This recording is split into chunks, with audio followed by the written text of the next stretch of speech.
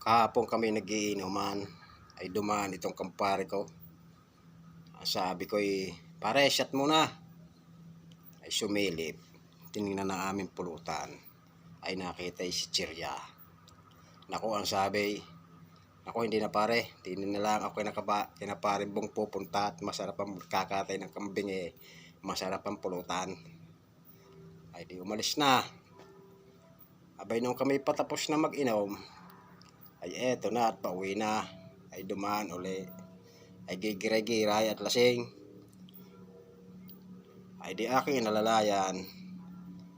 Abay bigla na pasok ka. Hinagod ko likod.